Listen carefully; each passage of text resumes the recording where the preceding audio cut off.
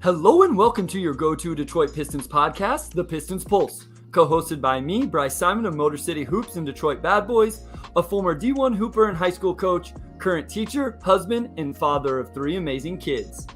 And I'm Omari Sankofa, the second Pistons beat writer for Detroit Free Press. All right, Omari, we're just going to get this out of the way because we were talking about it beforehand. If you guys are watching on YouTube right now or you want, I've been thinking this for a minute. Me and Omari have known each other for a minute. I finally got up the gumption.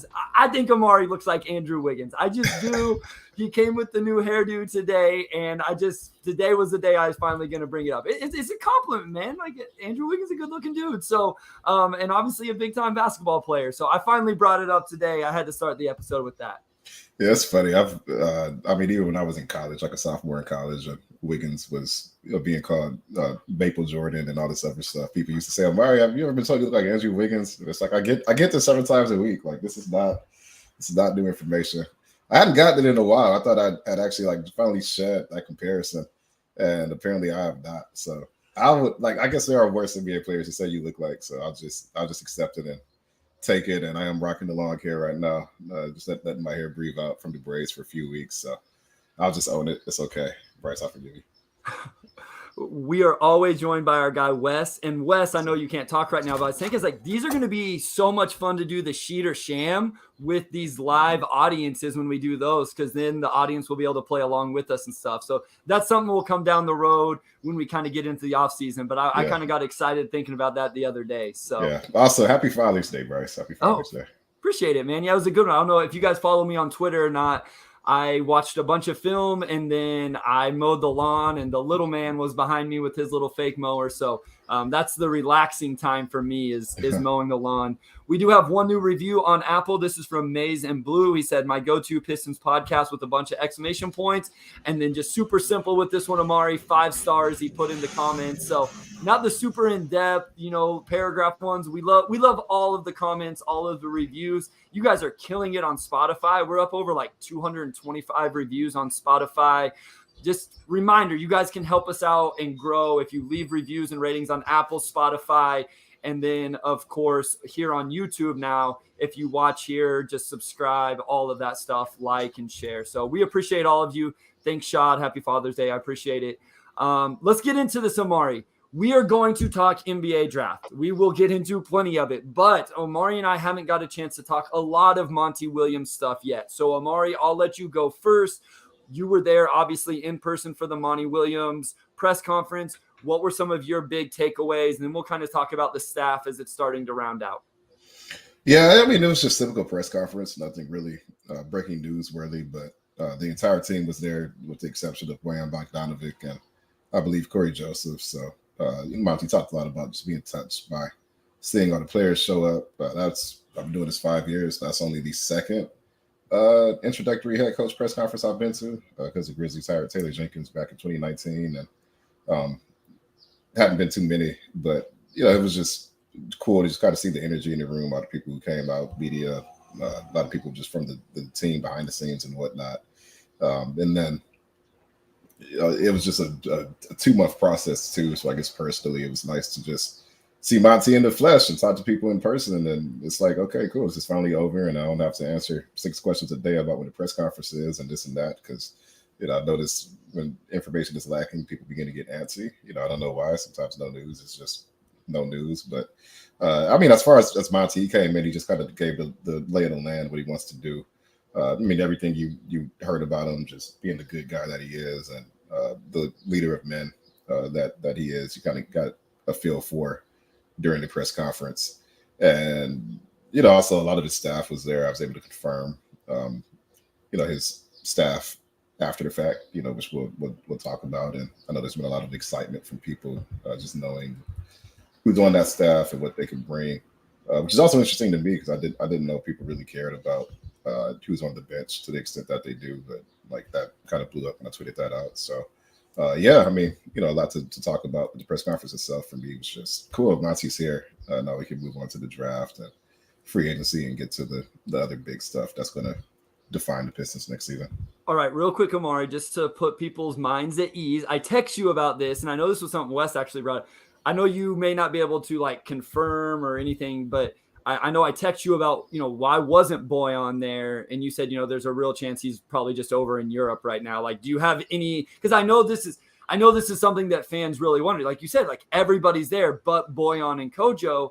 And I know a lot of Pistons fans want Bojan to still be on this roster next year. So do you have any intel at all, insight at all into where Bojan might have been?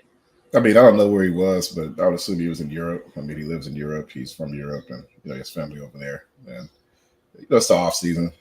It's tough to probably come back on short notice, and probably from the Detroit standpoint. I mean, just having the young guys there, the players who will really define the outcome of this rebuild. Not that Bojan won't be a factor over the next 2 years, but just the guys who are in that 20 through 25 range or whatever. I think seeing them there was the main gesture. So I wouldn't read into Bojan not being there or anything. I would just assume he was in Europe enjoying some time with the family, and it's probably easier to fly in from wherever the players were in the States than for Bojan to fly halfway across the world to come in there for the press conference. So.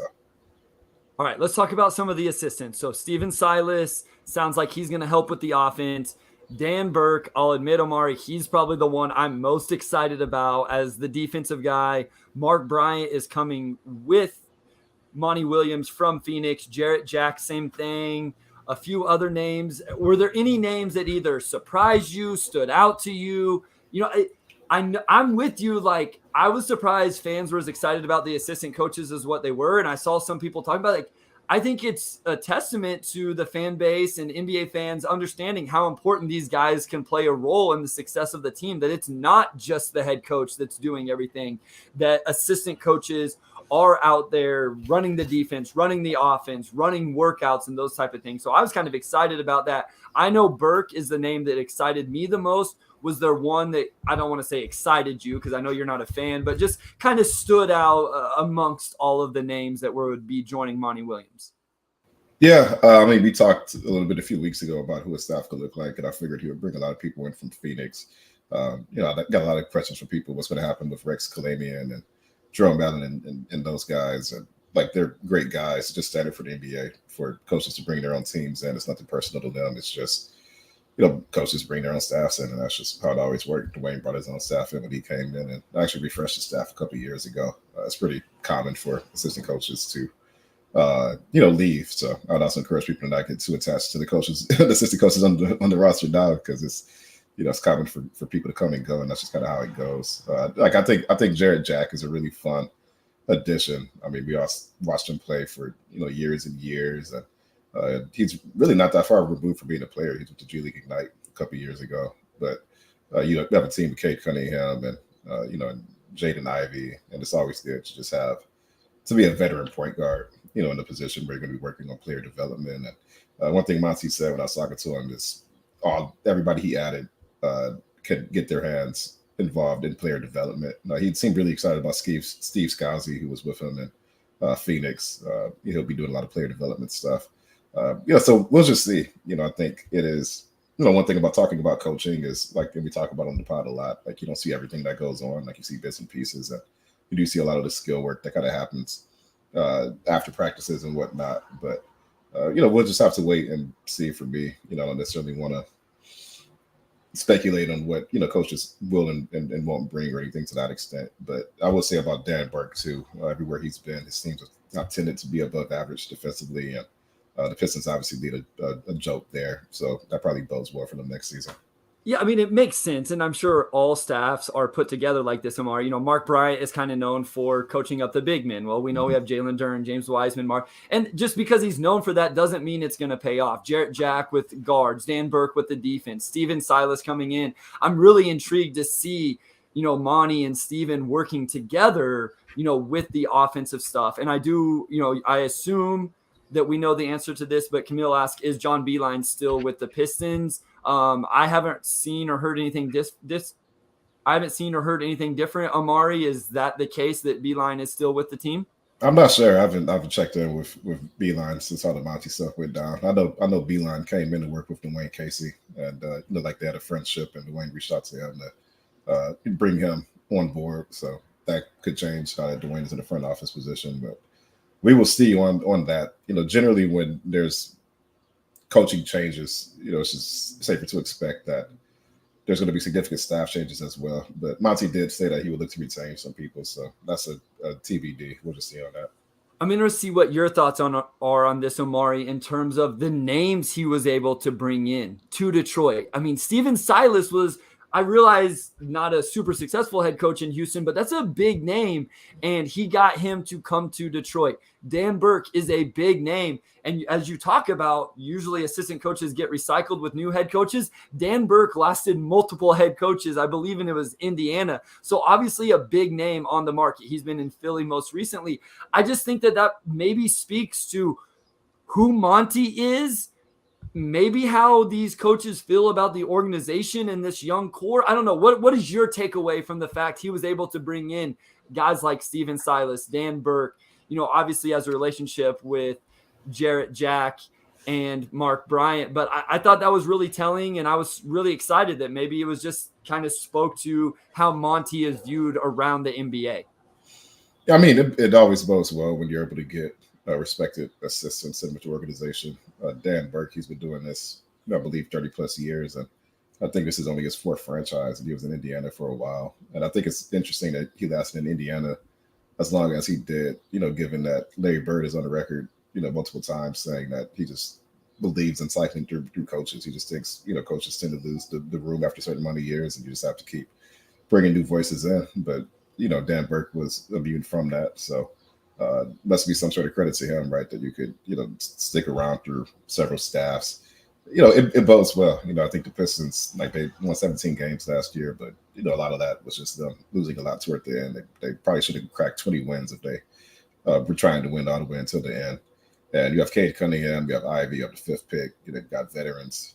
You've got ingredients to be a pretty good team sooner rather than later.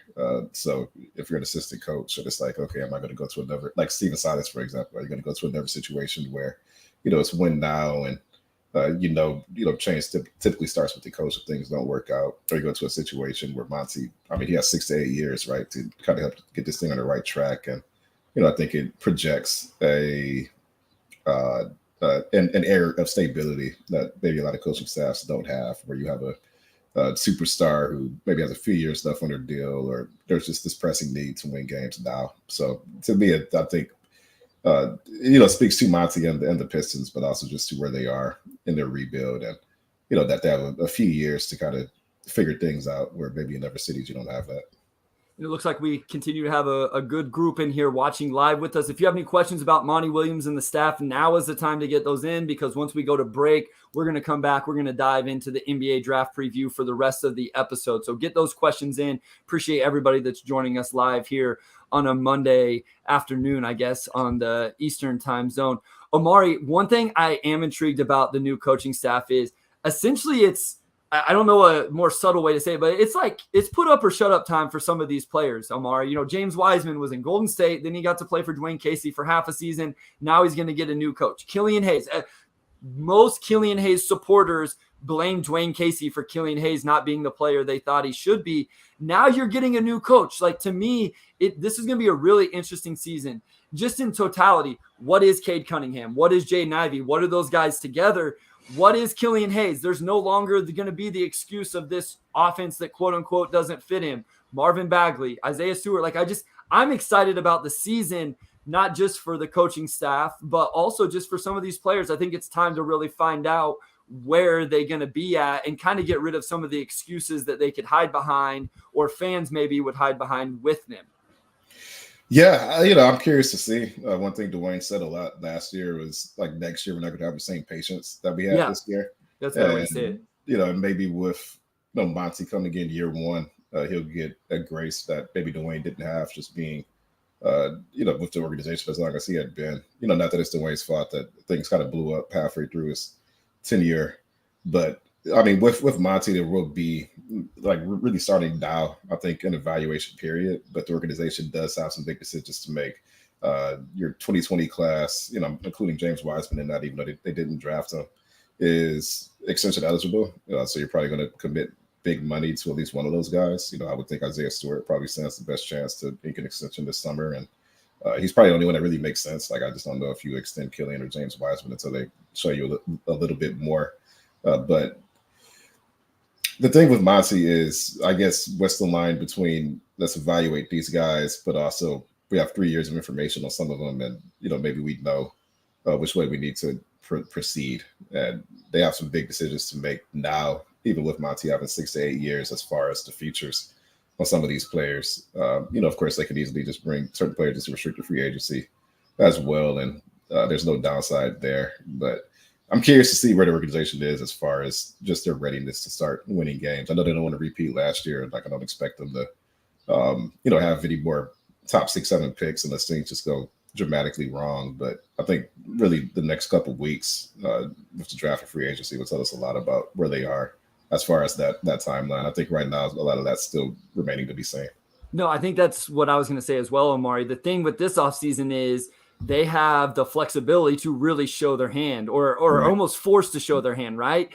With who you take at number 5, with who you take at 31, right? We've talked about like Jaime Jaquez at 31.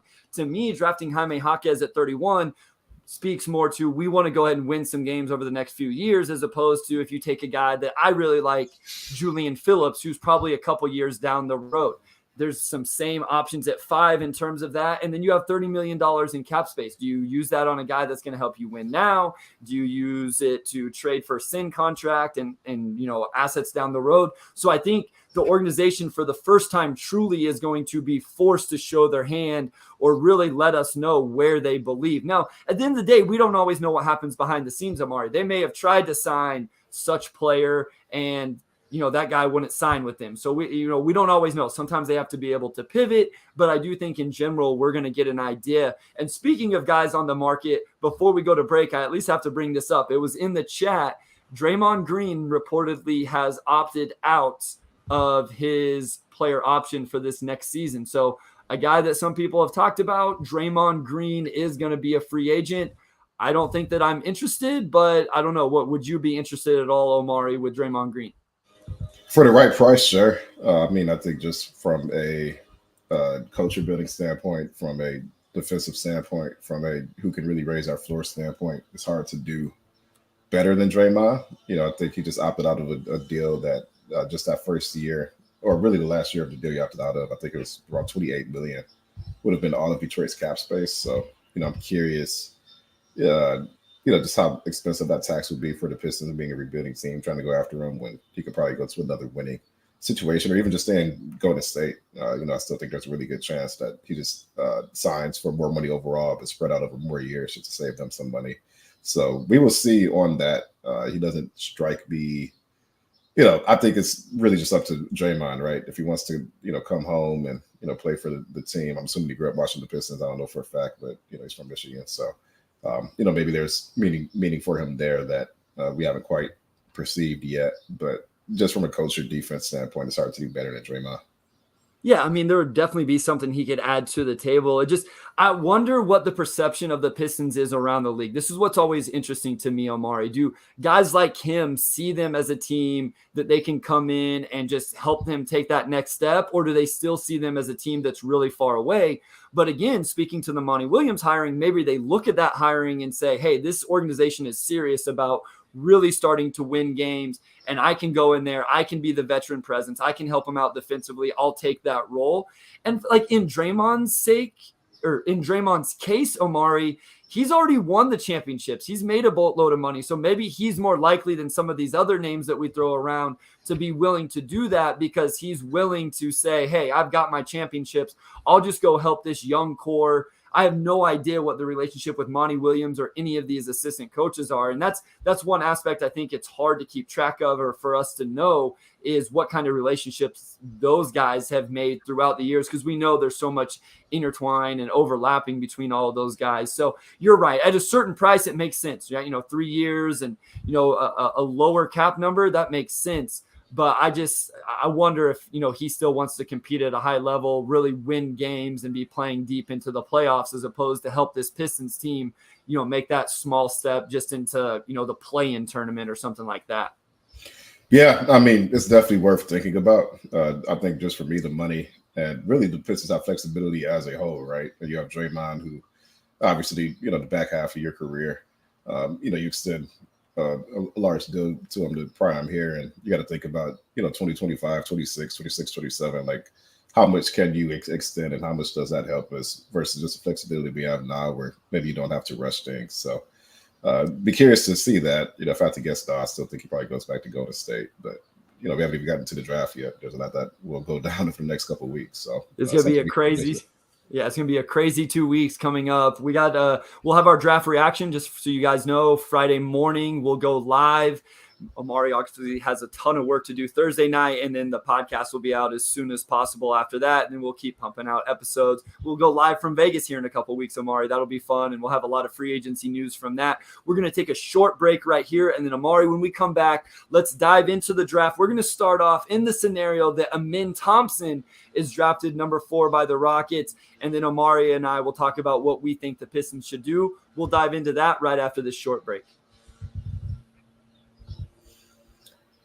All right, we're back with segment 2, and I just want to start off by saying there's been a lot of debate on who the Pistons should take, and there's like 5 or 6 players who make sense. I reported that they worked out the Thompson twins, Anthony Black, Cam Whitmore, Jarris Walker, and Taylor Hendricks over the last 2 weeks.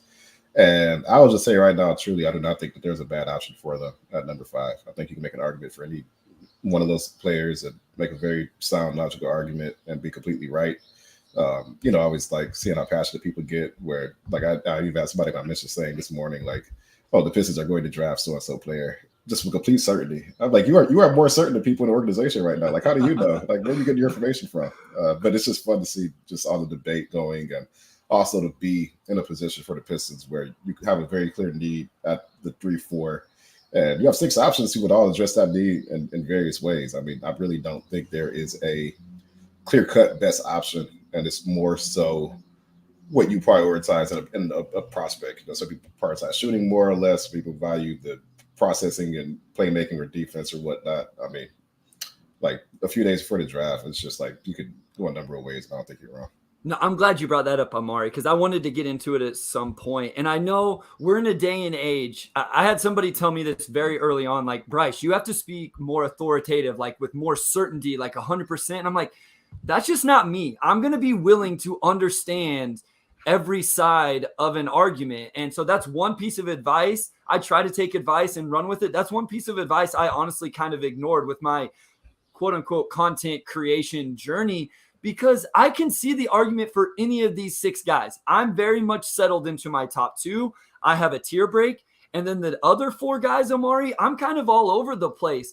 And I can see your side of it. I know you and I are going to disagree on some prospects as we go throughout the rest of the episode, but I think we see the conversation and why. Hey, Pistons fan from Brazil, thank you. Appreciate it so much. I wonder what time it is in Brazil right now. That would be interesting to know. But thank you, listeners, watchers from all over the world, Omari. I love it. I know we got, Camille from Turkey as well. So, but I'm with you. I love the conversation. Like, I am eating this up right now. I enjoy this. And I know some people are tired of it. I enjoy it, but I don't always enjoy the, like, just matter of fact that people have about a certain prospect or a couple certain prospects and unwilling to even entertain the idea that their prospect may be flawed in some way or another prospect could be better. So that's where I start to get a little bit frustrated. I think that's kind of what you're speaking to as well, because I agree with you. I could legitimately make an argument for all 6 of these guys that we're talking about. I'm not saying I necessarily believe it. I have my ranking, but I could make an argument that I could somewhat stand on about all 6 of them. And I assume you could do somewhat of the same. Yeah, I agree. I mean, I wrote in my mock draft over the weekend, I had up taking Cam Whitmore. And, I even explained, like, I had an explainer piece today that the Pistons are considering from a few guys. And, you can make arguments for all of these people. But, I just think part of the process naturally is that some people are always going to be higher on certain prospects than you or lower on certain prospects than you. Personally, like I feel like my tolerance for like debating on Twitter like declines like 25% every year. So I do it maybe like once every 2 weeks, and then I'm just like off Twitter for a couple of weeks. But even then, I think you see where people are coming from at least, right? Like I know like this week a lot of people are debating the Thompson twins. Like how do you evaluate them, right? Like you have OTE, like they're 20 years old, playing in the league with a lot of guys who are 19 and younger. But still, you look at the athleticism and the things that they can do. And it's tantalizing, right? And you look at what they could do if they came to Detroit. I tweeted yesterday, and I do want to debate this a little bit. Like, why are people not talking about Anthony Black as much? Sure. It's interesting to me that there's so much fascination with the Twins when Anthony Black does pretty much all of the same stuff, and he's a year younger. You can make the argument that SEC competition is probably a little bit harder than OTE, where he's defending other actual NBA players, some of whom are older than he is. And that's been curious to me. Like, I feel like he's like, and they worked him out, I believe, last Wednesday. It's just curious to be that he hasn't really gotten the same, play as some of these other guys have. And maybe it's because he shot 30% from three. I don't know. But I like Anthony Black a lot. And honestly, I would say, just for my evaluation, where I do value athleticism, but I also value processing and just playing with some physicality. Like, I see Anthony Black got to the line like 5 times a game, which is really elite for college, like really elite. and you put him on a court with NBA spacing, and he's just going to get downhill. He's got a 39-inch vert, season floor like a point guard. I'm surprised that Anthony Black has not gotten more attention in this, and that's the only thing I have to offer for the overarching debate today is why are we not talking about Anthony Black more? So my quick answer to that is I see Anthony Black and Amin Thompson in similar type of players. Like, they would have to come in and play similar type of role where they're more of on-ball guys that Detroit's going to ask to play off-ball. Although I will say Anthony Black has shown that more than Amin. I believe in Amin's ability to do so, but I just think that Amin is a better prospect than Anthony Black. And so because of that, I haven't talked about him as much because I'm like, if you're going to take that type of player, then I would just take Amin over Anthony Black. It's the same reason why I don't talk much about Asar. I think Cam Whitmore and Asar are essentially like the only 2 true wings of these 6. And I have Cam Whitmore ahead of Asar. So I would just take Cam Whitmore over Asar. You're right, though. Like, again, and I've said this multiple times, people have said that Anthony Black is the best processor in this entire class. He is very athletic. He's not Thompson Twins athletic, but he's very athletic. He was in a really weird team construct without a lot of shooting, especially after Trevon Brazile went down for Arkansas. As much as people like Jordan Walsh, he didn't space the floor for them. And I think Anthony Black is a really, really good defender. I saw you talking about this yesterday. And so I think it's more proven in terms of his defense than even the Twins. One of my biggest pushbacks on the Twins, Omari, is I think people are just saying, hey, they're going to be high-level defenders. I think they're going to be high-level defenders. I don't think they're high-level defenders right now. I don't think they've shown that in OTE, even going back to the international film. I think they have a lot of things they're going to have to learn and grow and bad habits to break. And so I understand someone who feels like Anthony Black is a little more safe and would just say, hey, this guy does a lot of the same stuff that Amin does. Why not just take the safer guy who probably has a better looking jumper than Amin as well? And I think Anthony Black's upside is being underrated as well. Like, I think he has a really high floor.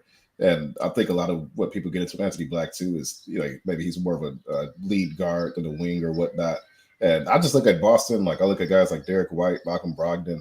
Obviously you have the 2 wings over there and Tatum and Jaylen Brown, but I just don't think you can have too many like on-ball guys. But back to your point about defense, I would say I just think it's probably harder to defend in the SEC than it is in OTE.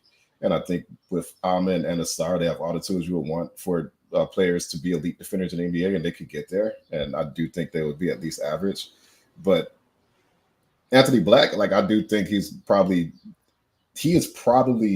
either the first or second best defensive prospect that the Pistons could look at that position. If you just look at overall versatility, people talk about Jarris Walker, and he's a monstrous defensive prospect.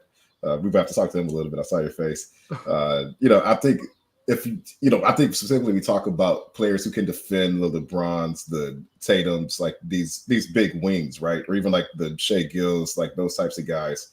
And I feel like I trust Anthony Black to do that more of any other player in that group. Whereas Hendricks, Walker, they're more like backline defenders who can switch. But I don't know if you want to make those types of players like the primary assignment for them. So maybe defensively, I feel like it's maybe the biggest mischaracterization of Anthony Black I have. It's like this dude is 6'7", and he should be able to defend 1 through 4 pretty well. Like, you probably don't want him too close to the paint, but as far as perimeter wise, I think he's the most proven of that group by far.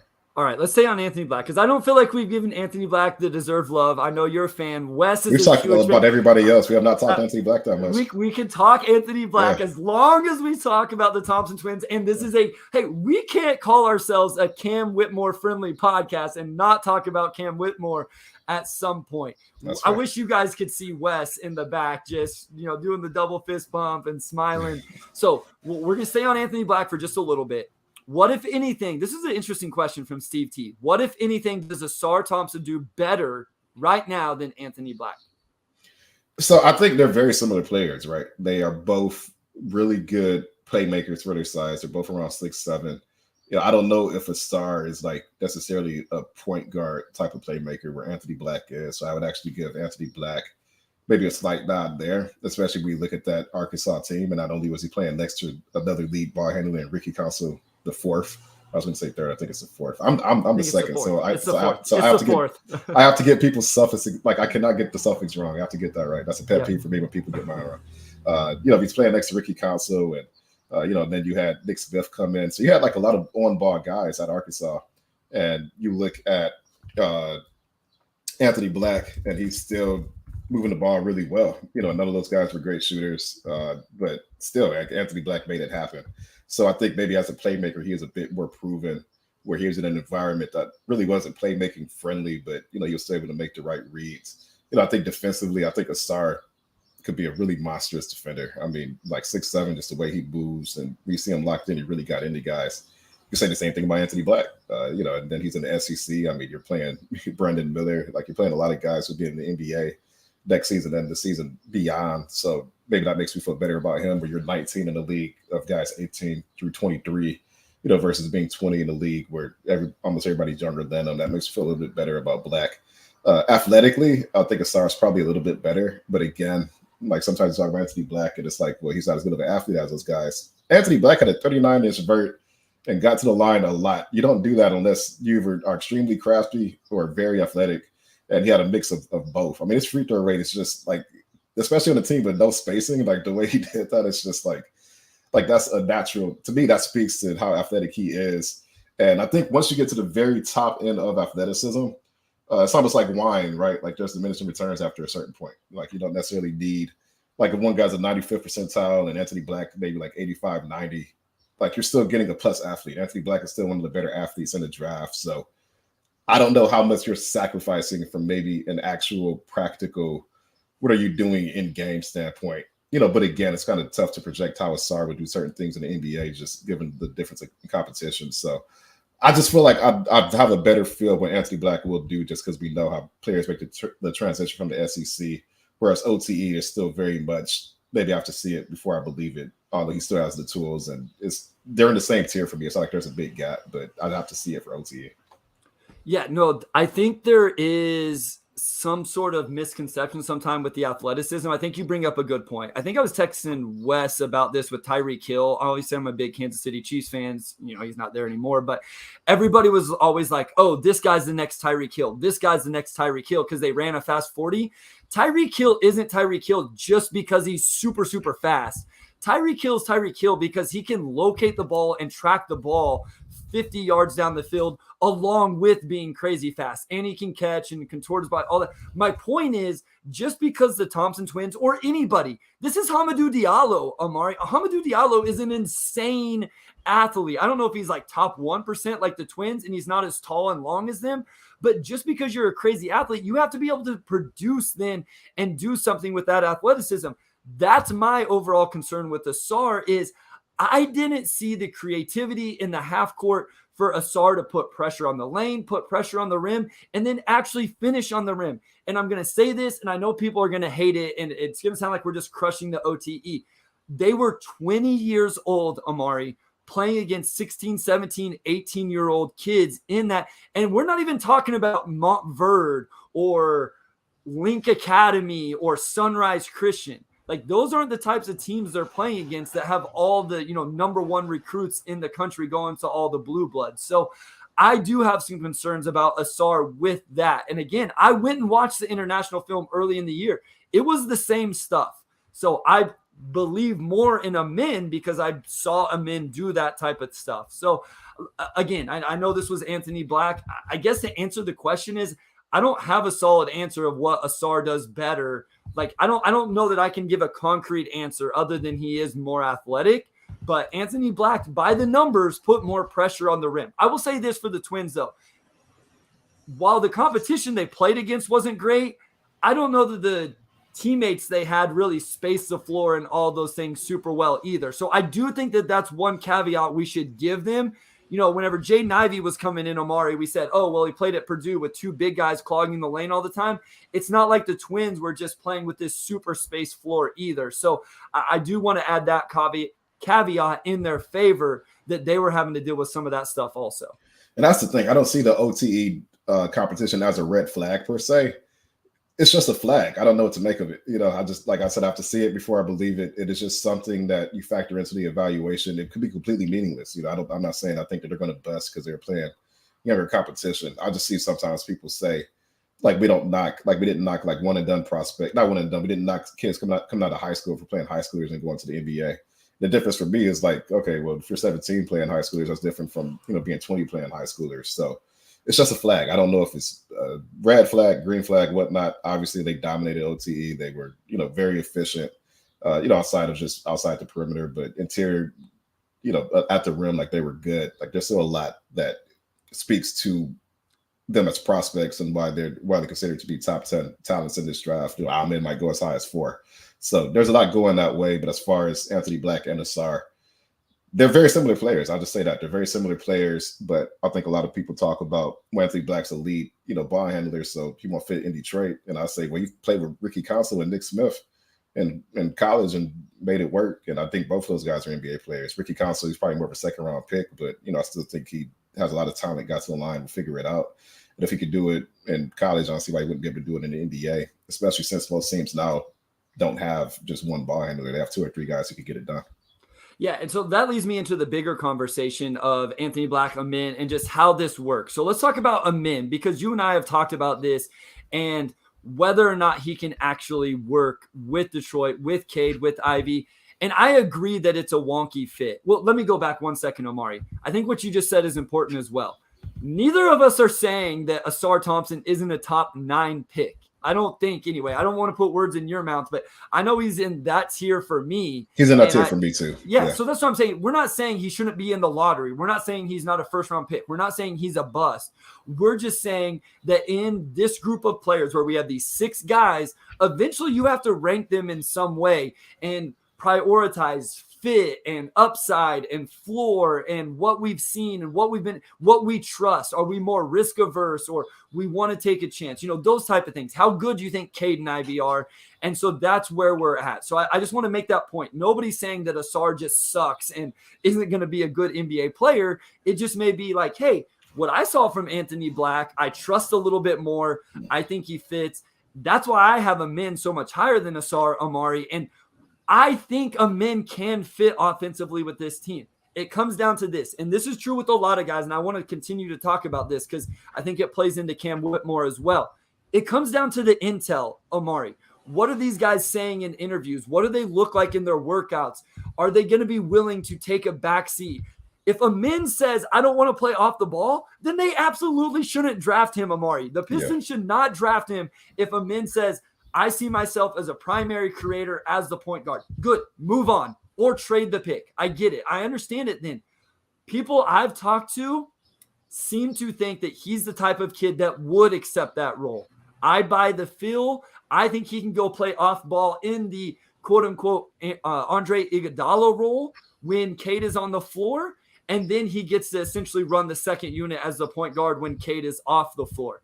This also speaks to my belief in Jaden Ivey as an off-the-ball player. So I just think that all of those things are important to take into account. And there's a lot of intel stuff that we have no idea about. Yeah, and I think a lot of it is just willingness to play off-ball. And then when you look at them as an off-ball prospect, what do they bring? Like when I make the comparison to Anthony Black and the Twins, I'm not necessarily saying I think Anthony Black is 100% a better prospect in the position to be looking at the Twins. I'm just saying I see a lot of fascination with the Twins from the fan base. And I'm just curious why Anthony Black hasn't had that when they have a lot of the same strengths and weaknesses. But I think for our men, questions for me, I mean, obviously he's one of the most gifted athletes we've ever seen pick up a basketball.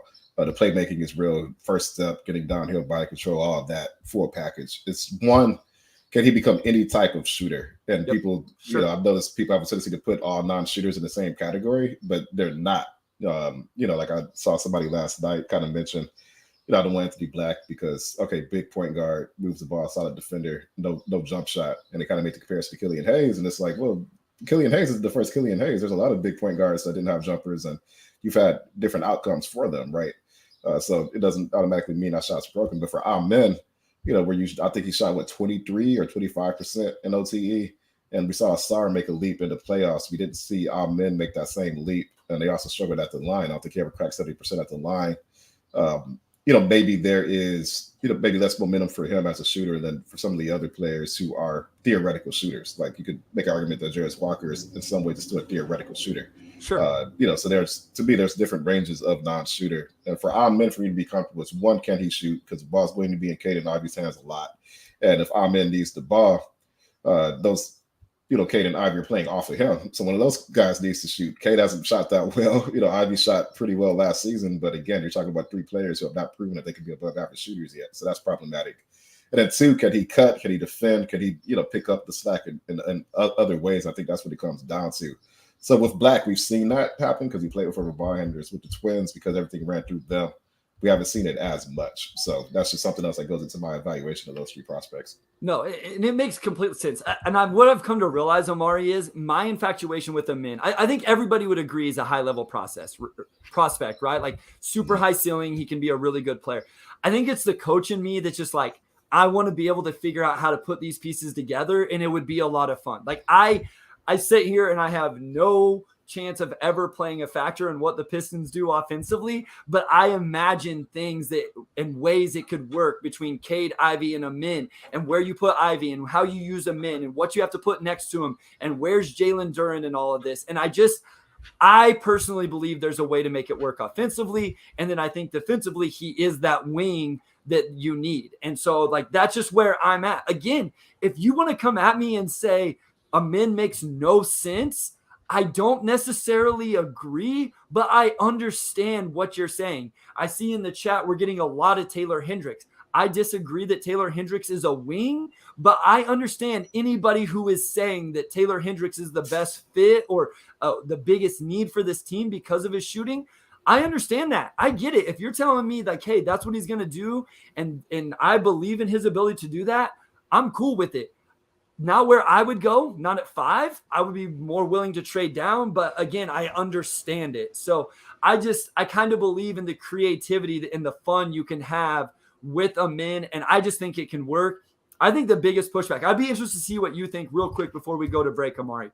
I think the biggest pushback I get is I think Jaden Ivey can almost exclusively play off the ball. And I don't think Pistons fans want that after what we saw towards almost all of last season. How comfortable would you be in that scenario where it's either ball in Cade's hands or Amin's hands and Ivey's essentially playing off ball, attacking advantages those guys have created? Are you comfortable with that? Do you think Jaden would be comfortable with that?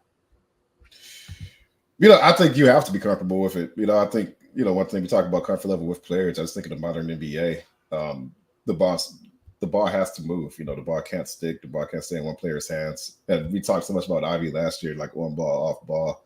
I still think he can embrace cutting, and we saw him shoot the ball pretty well. Like a lot of pull-up threes, but off the catch as well. But I think that could work. I'm probably not as worried about having 3 lead ball handlers as much as maybe some other people are. Like if Amin is there at 5, by all means, if that's the top player on the board, take him.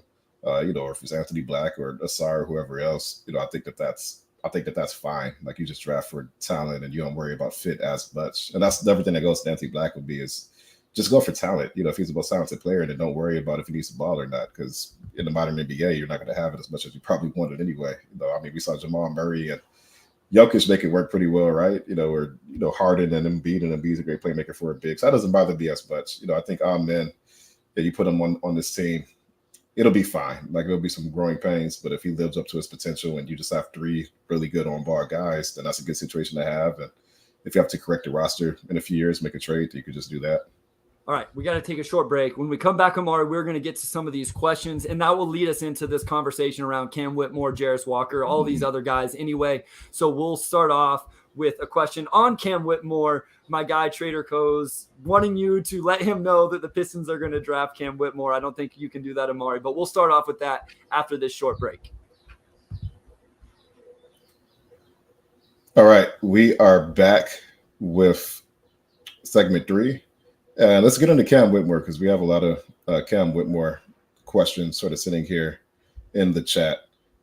Trader Cos, please tell me that the Pistons are drafting Cam Whitmore. I don't know. I don't know who they're drafting. You know, I don't think they know who they're drafting. It comes down to what takes place in front of them, and to have those debates this week. But you know, I'm just making it clear. You know, I think Cam Whitmore is very high on their list. I think they're aware he checks a lot of boxes for them, but it's a debate. You know, I think you can go a number of ways and feel pretty good about it. And I'm not going to, I even got a question on Twitter a few minutes ago, I wrote my Cam Whitmore explainer, and somebody was like, well, actually, this says they're taking Cam Whitmore at 5. And I'm like, the story says there are 6 players that could go with that all fit. You know, I'm not saying Cam Whitmore is the pick. You know, I don't think anybody at this point, a few days before the draft, knows what for sure is going to happen. But I know me and Bryce, being the Cam Whitmore fans that we are, I think we love his fit here in Detroit. And I think if it did work out that way, that this would be a great landing spot for him, given that he could focus on his strengths and not have to play make as much, which, of course, getting to another question in the chat, is his biggest red flag. Yeah, it is. And there's no denying it, Omari. My bigger worry with Cam Whitmore and this feel for the game or the playmaking is actually on the defensive end of the floor. I'm not worried about Cam Whitmore necessarily being a playmaker. I think he can make the simple read. Just don't put him in ball screen situations where he has to read the defense and make high-level decisions. Don't do that. You have Cade and Ivy to do that if that's what you want to do. I think Cam Whitmore can shoot. I think that's a big cause of distinction between people who like Cam and people who don't. I think he can shoot. I truly do. I think the form looks good. I think he's going to knock down open catch and shoot. And then I think he's crazy explosive, attacking closeouts.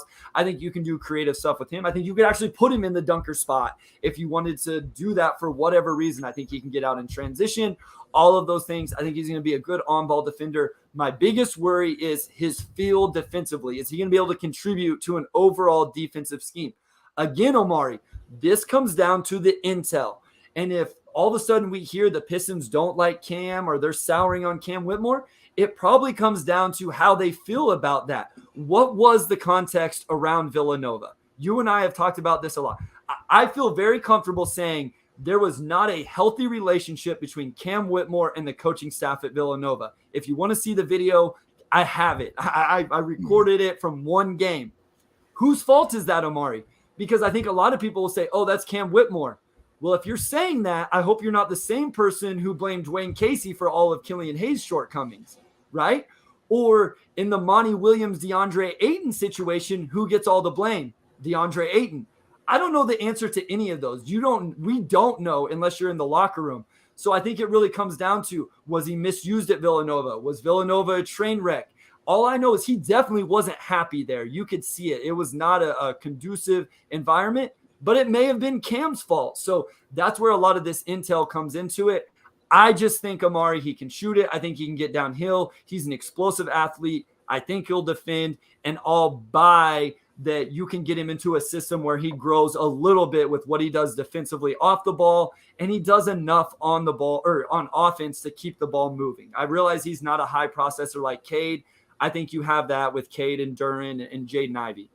Yeah, I'm about to dump a lot of cold water on the Pistons should avoid Cam because of the playmaking issues. Love it. Belief that, which I'm not saying there's no validity to that, but out of the 6 prospects, right? So the Thompson twins, Cam, Jarace, Taylor, and Anthony Black. You have 3 guys who are great processors, 3 guys who you are not necessarily drafting for their processing. The processors are the twins and Anthony Black, and the guys that you're probably drafting more so because of their shooting or defensive skills are to be Cam Whitmore, Jarace, and Taylor Hendricks. Walker and Hendricks both had assist to turnover ratios where they basically turned the ball over as much as they assisted it. And we talk about some of the flashes Jarace showed where he did make good reads. He's probably ahead of the other 2 But if you're just looking at the raw numbers, none of these guys necessarily were floor raisers as playmakers. I think Cam Whitmore was relied upon as a scorer significantly more than the other two. So a lot of the areas where Cam got in trouble was he's like, well, I'm just going to score the ball because Villanova as a whole just didn't have great structure last year. And I think he kind of freelanced a lot, which frustrated the coaching staff. But sometimes you're making a bailout pass and there's no option there, or you're doing stuff like that. But just watching him play, I didn't see anything that he couldn't outgrow. Like, he didn't turn the ball. 1.6 turnovers a game is not a lot of turnovers. It's just the fact that he had 0.7 assists a game. I think that's more so the problem. It's not that he turned the ball over a lot. It's just that he didn't assist it. And I think that could be corrected with better structure around you, with better scheme. Villanova obviously did not have a Cade Cunningham or a Jaden Ivey that would make Cam's life a lot easier. And you don't need him to do a lot. It's more so simple reads. And I'll look at just the physicality he has at 18, which he's not. I'm not comparing him to Anthony Edwards as a prospect, but they're both around the same age of when they were drafted, and they both just had natural physical gifts that you can't teach, right? I look at Cam's ball handling, his body control, 40% of catch and shoots, 34% on a lot of self-created threes. Like, I really buy into him being a really good shooter. And as far as the playmaking, it's basically the same argument for Jaden Ivey last year, right? Like, yes, Jaden turned the ball over a lot. He's being asked to do a lot. But you put him in the NBA where those athletic gifts will pop a lot more. I just look at Cam. He's going to attract a lot of attention when he goes downhill just because of how good he was at doing it. He's going to get really strong closeouts because he can shoot it. So at that point, it's just making simple reads. Like, oh, okay, the big is open. I can toss a lob or just get it to him underneath. Or, okay, like, the help came this way. So now I have the shooter there. It's just simple stuff you need to do. I don't think the pathway to him being a plus playmaker is going to be a hard road for him. Just what he's able to do naturally. It's just understanding the scheme and how you operate in it, and then just making the right reads. And for me, the playmaking is not enough of a red flag where I'm like, I'm just not touching Cam Whitmore at all. If he was turning the ball over like 3-4 times a game, and then it's like, okay, like, this guy's a turnover machine. But he wasn't a turnover machine. He just didn't assist the ball a lot. I think that's correctable with scheme and the fact that he's still going to be 18 years old on draft night and is still earlier in his development than anybody else in that group of prospects for Detroit. And again, I think there's intel you can get to know whether the feel is a real concern or if it was a product of the environment. And it's not stuff we can do. Like, I can sit here and watch film and think I know the answer, but if you don't actually talk to a kid, like, I could watch film with Cam Whitmore and get insight into what he was thinking, what he was seeing. And then I would have a better idea if it's a true feel thing or a processing thing or a selfishness thing. But I don't know that you can really do that just solely. You can get an idea, but I don't know that you can be 100% sure. And that's where the Pistons and, the team actually has a better feel for that. And if it is a worry, like if you think those concerns are real, then yeah, I get passing on Cam Whitmore. But I agree that I think some of that stuff can be developed. I will also say this.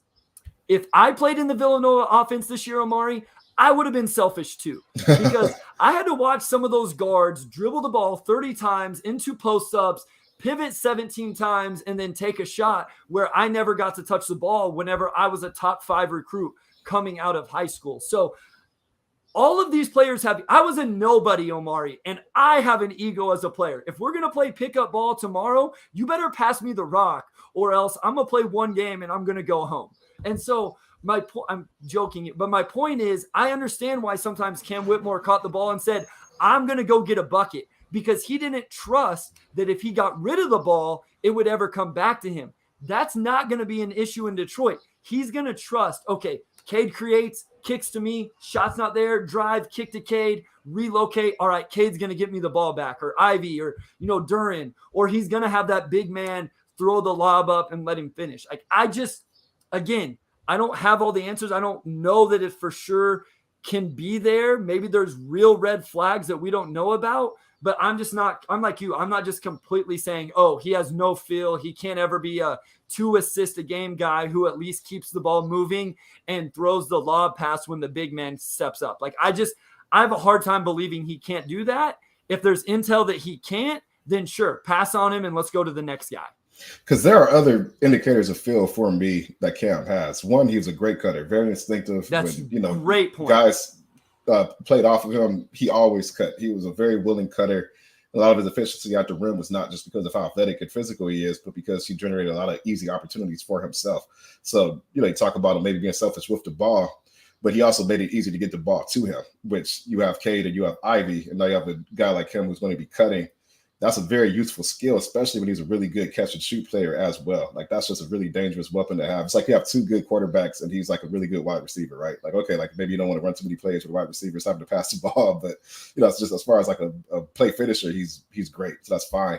Two is that he got a lot of steals. That's maybe some of that's gambling, but I still think typically good athletes who rack up steals in college is a really good indicator for the type of player you'll be in the NBA. It's not one-to-one, but to me, the steals he got and the cutting shows that he understands how offenses operate, right? He just did not embrace his responsibility to be the playmaker. He made his teammates' lives easier without the ball. He did. I think that is unquestionable that he did do that. It's just with the ball, there's some issues there. And I'm just not putting the ball in his hands, Omari. Right. I'm not gonna give Cam Whitmore the ball and say go ISO. I'm gonna let Cade and Ivy do their thing. Killian Hayes, whoever it is, Jalen Duren short roll, and I'm just gonna let Cam Whitmore essentially be a play finisher. Those are really good points. And I just want to highlight again, I think he was an environment he wasn't happy. And so it really comes down. Was that Cam's fault? Was it just a bad choice from a young? And he's super, super young, Omari, super young. And I know people don't always like the age stuff, but it is a factor. We got to get to a few questions because we did get some good ones. This is from Cody, who always joins us with these. Appreciate the support. I see you active in the chat right now. What is the smoke you guys are hearing? Seems like more and more noise around Asar. I seem to hear that as well. I'll say this. This isn't intel. This isn't smoke. This isn't anything I'm hearing. The one thing I've felt for the last week, Omari, I think they're going to take Jarris Walker. The one guy we haven't really talked about so far is actually the guy I think Detroit selects. And that comes a little bit from what you've said, where you feel like Tom Gores is risk averse, like those type of things. I think they would see that with Jarris, that there's a high floor with him. And then just hearing people talk about who Jarris is as a person, as a player, defensively, I just think that ends up being who they take. I don't agree with it, but I can get behind it and understand it. I just don't think Jarris Walker is as much of a wing as what a lot of people think he is. Yeah, I mean, I think Asar is high on Detroit's list. I know there's speculation that he got a promise from a team ahead of Indiana because he canceled his workout with Indiana. And, I checked in on it. Like, I don't think he got a promise from Detroit. Of course, maybe Detroit wouldn't want to tip their hand this early into the process.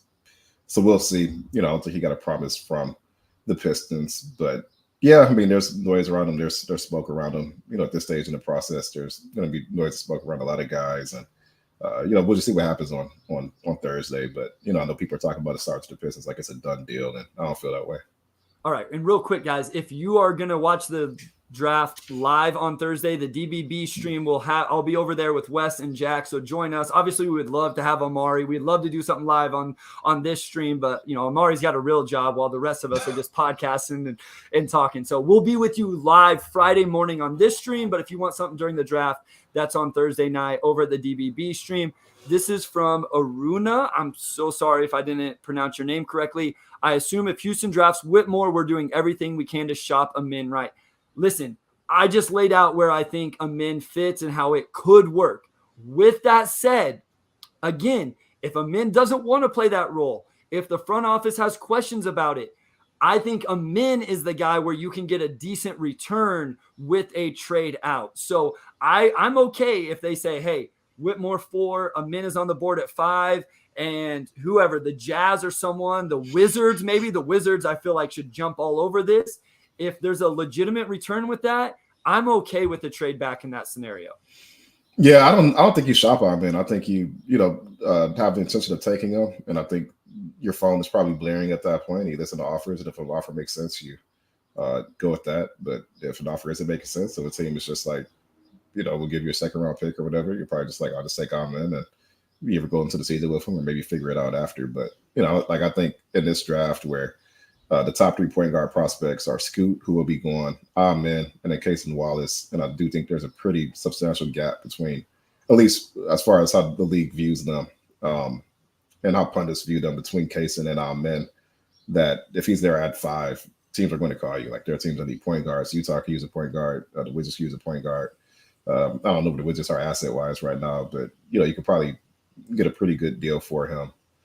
If those teams are desperate enough. So I wouldn't automatically shop them. I'll just listen to offers, and if no offer makes sense, then you just take them. All right, so from Steven Suggs talking about drafts, he said, heard the Jazz are high on Cam. Also, what would it take for the Jazz to trade for number 5? So let's just go through this, Omari. Would you trade 5 for 6 and 11 from Orlando? Yeah, I would. I would for sure. With a min on the board. So let's just stay with Cam goes at 4, a min on the board. Yeah, I would move down. I think if I knew I could get one of Anthony Black or Taylor Hendricks or Cam Whitmore at 6, like, to me, honestly, that's pretty much a no-brainer because, again, like, my personal favorite prospect is Cam. I don't know if the Pistons feel that way. And as well as that, I don't know if I'm so high on Cam that I wouldn't take a second lottery shot in this draft where the gap between 6 and 11 probably would end up not being that big, in all honesty. All right, 7 is the Pacers, and then they have some late first rounders. So would you fall to 7 and then take some package of a late first round? Maybe you score an extra first down the road or Chris Duarte or something like that. Are you comfortable going back to 7? I think I am. A lot of it just comes down to draft order, but you could probably talk me into going as low as Utah at 9 because Utah also has the 16th pick. I could probably go as low as 9 and feel comfortable as long as the compensation is good enough. So would you do, obviously the Orlando package is way better. And I don't think Orlando's offering 6 and 11 for 5, by the way, but would you do 9 and 16 then? Like, to me, that's the one that I feel like seems the most realistic in terms of both sides. It gets Utah up to 5. They get to go get somebody with super high ceiling and like a min who's probably not going to be there at 9. Detroit falls back to 9, still gets a guy in this tier, gets another shot at a guy at 16, a wing shooter, which some of those guys would be available. Would you do that one? Yeah, it depends on who's there at 9, but I would still think about it. I think 9 and you get another pick close to lottery. It's probably just worthwhile to take those shots. Like if I'm getting Jordan Hawkins at 16, or maybe if it's Orlando, you get Grady Dick at 11 or something like that. Like I'm feeling pretty good on draft night. Yeah, no, I think that's really interesting. I mean, you could have a lot of shooting all of a sudden if you take Taylor Hendricks at 9 and then one of those guys at 16. Mm-hmm. I know a lot of the fan base is really interested in adding shooting. We got a couple more here. This is from Roy. Roy, thank you. I've seen you super active in the chat. I think this was the first time I noticed you. If not, I apologize, but I appreciate you joining us and being involved. Would the Pistons have an easier pick if we had 7 or 8 instead of 5? I mean, I think what it does is you just limit the numbers, right, Omari? I think we're in agreement that you have the big 3, which I know there's some talk about Brandon Miller maybe not being a part of that big 3, but then you have the next 6 guys. So if you're at 7 or 8, you're just getting rid of some of those guys. And I think you probably feel like all you're going to have an option at is what? Anthony Black, Hendricks. I think Amin and Cam are off the board. I don't think we're talking about those 2 guys anymore. Essentially, we're talking about 4 guys now. But I wonder, what do you think? I think this would happen. I think Grady Dick would all of a sudden be in the conversation if they were picking at 8. I don't know that Cason Wallace would be. Like, I wonder if people would start talking about Bilal Coulibaly and stuff like that. So I wonder if you'd just replace Amin and Cam with a couple of those guys from the next tier. Yeah, I mean, it's easier just in the sense that, you're picking for fewer options who are on top of your board, but it's better to be at 5 and 7 or 8, obviously. I think, just from the draft board standpoint, you want to get as high as possible. So, it's easier, but that doesn't necessarily make it better, right? And I'm not saying you were implying that it's better to pick a 7 or 8, but it's probably just only easier just because a lot of your top guys are off the board at that point. So you're just picking from who's left over. Yeah, I think it'd still be a lot of fun for content creators like me. Like, we'd still have plenty of guys to talk about. Last one here, Jalen Bell just logged in, y'all. Thank you, Jalen. And thanks to everybody who tuned in. We got really close to 100 at one point. I think that's kind of our next goal is to hit 100 on one of these lives. And of course, thank you to everybody listening to the podcast on Apple, Spotify. Please leave ratings. He says, what's the general consensus on the Bogey trade situation? So, Omari, I think you'd have a little more insight to this. My opinion is, I think I'm leaning into just keeping Bogey, Omari. I think I want to keep him around. A lot of the guys we've talked about today aren't great shooters, at least from day one. Hendricks is. I think Cam is going to be. The other 4, there's some questions around. I think Bogey is a nice piece to keep around because of that. And I really like what the Pistons are going to have available at 31. So I don't necessarily love the idea anymore of trading Bogey to get another first-round pick. I could be talked into it, but that's just my opinion. Yeah, I just think Bogey is one of Detroit's best trade pieces. Like, obviously very productive last season. And his game today is pretty well. I mean, I don't know if you have like a steep fall off. And his contract is making around $20 million a year. So he's just, he's like probably the only player on the roster who is not only extremely valuable and could help the team win now, but also is on a big enough contract where if you need to make numbers match, you can do that with him just because of his salary. So, I don't think, again, like I reported all through the trade deadline that they're looking at keeping Bojan and Alec Burks. So it's like a really big deal for them to come off of that. Again, no, I mean, I think if the deal makes sense, you do it. But I don't think they're going into the offseason with the mindset of we have to trade Bojan. We have to get what we can for him now. I mean, he was really good for him last season. I know there was a question earlier, like if they take Whitmore, do you trade Bojan? You need wings that can shoot. Like you just need wings that can shoot. Like it's not an either or situation for any wing they bring in who can shoot with Bojan. You can have both, play him however many minutes you need. Like that's fine. It's not an either or situation. And I don't think you go into this offseason with the intention that you have to trade him. I think you still need that skill set on the roster next season. All right, let's call our shot, Omari. This is solely what we think is going to happen on Thursday. This is our last chance to talk about the draft before the draft actually happens. This is it for me and you. On Thursday, when the night is over, we're not going to do pick 31 because there's so many potential guys there. Let's just do pick number 5. Not what you want to do, not what you would do, anything like that. You have to take into account what you think Houston's going to do at 4. Who do the Pistons select at 5? I'm still going to stick with Cam Whitmore. It's tough. I'll say right now, I don't know with 100% certainty. Somebody asked me earlier, like, who would you put money on? Nobody. Don't put your money on the pick. Save your money. Put it in whatever you're going to bet on the 5th pick. Put it into a high-yield savings account and just watch the growth of the next year. Don't bet on the 5th pick. I would still go with Cam Whitmore. I think around the league, he is widely considered to be, of all the players outside of like that top 3, it's like him and Amen are the 2 who are like maybe they could really make teams regret not valuing them higher down the road. I still think Amen probably goes to Houston because they need a long-term solution at point guard. And even if they get James Harden this offseason, which is a TBD, you still need a point guard. James Harden is going to be 34 next season, so that's not a long-term solution. Like you still need somebody who can come up in the wings and just a Jalen Green, Amen Thompson backcourt would just be insane from an athletic standpoint. So assuming he goes 4, I still think Cam Whitmore's to pick up 5. All right, I'm going to stick with what I said earlier. I just have this gut feeling that it's Jarris Walker, and I think it's Jarris Walker essentially no matter what. If they take Cam at 4, I think it's Jarris Walker. If they take him in at 4, I think it's Jarris Walker. Maybe there's a small trade back and still take Jarris Walker, but I think the Pistons walk out of the draft with Jarris Walker. I would take Cam Whitmore. I have Cam and Amin essentially in a different tier at this point than the other 6 guys.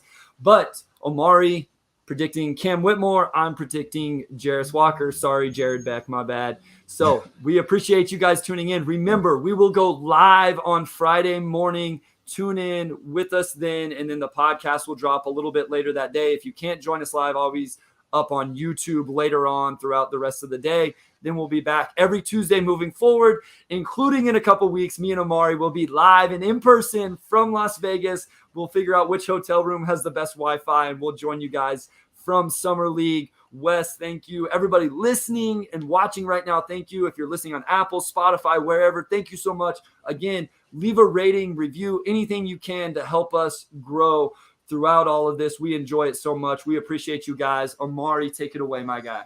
Yes, as always, big thanks to Ajdet Delgado, Kirkland Crawford, and Robin Chan, our audio producer, and big shout out to Wes Davenport. And we'll talk to you also.